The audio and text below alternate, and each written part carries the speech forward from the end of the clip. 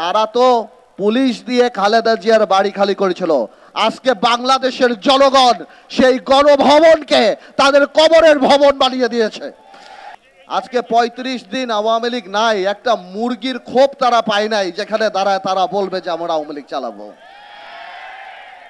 এবার চিন্তা করেন, এটা হার না, এটা পতন, এটা আল্লাহর তরফ থেকে আসছে।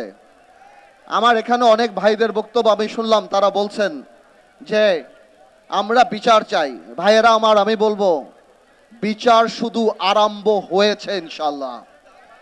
এই বিচার এমন ভাবে হবে যে বাংলাদেশে আওয়ামী লীগকে সবাই মীর জাফর লীগ হিসাবে জানবে আগামী ১০০ বছরে।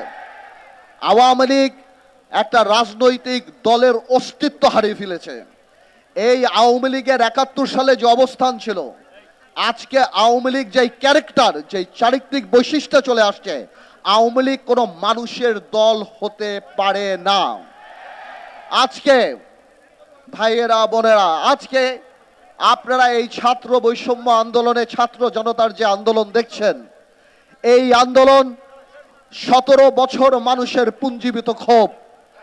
এই আন্দোলন এমন এক পিতার আন্দোলন যে লজ্জায় তার পরিবারের সাথে ভাত খেতে বসে নাই, কারণ সে বাজার করতে পারে না। এই আন্দোলন সেই আন্দোলন যারা শেয়ার মার্কেটের সর্বস্ব হারিয়ে সুইসাইড করেছে, আত্মহত্যা করেছে। এই আন্দোলন সেই আন্দোলন যখন মানুষ বাজারে যাওয়া বন্ধ করে দিয়েছে, বলতো বাজারে গেলে আমরা লজ্জা পাই।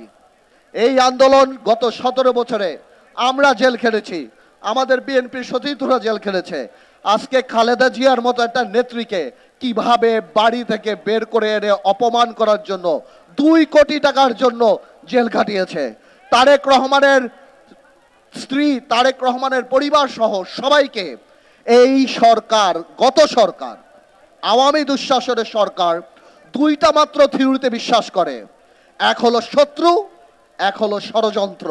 ওনাদের বিরুদ্ধে কথা বললে আমরা শত্রু, ওনাদের বিরুদ্ধে আলাপ করলে আমরা ষড়যন্ত্র করি। এই ১৭ বছরে তারা এই কাজ করে করে মানুষের মনের মধ্যে থেকে জায়গা এমনভাবে তাদের চলে গিয়েছে যে তারা তো পুলিশ দিয়ে খালেদা জিয়ার বাড়ি খালি করেছিল। আজকে বাংলাদেশের জনগণ সেই গণভবনকে তাদের কবরের ভবন বানিয়ে দিয়েছে।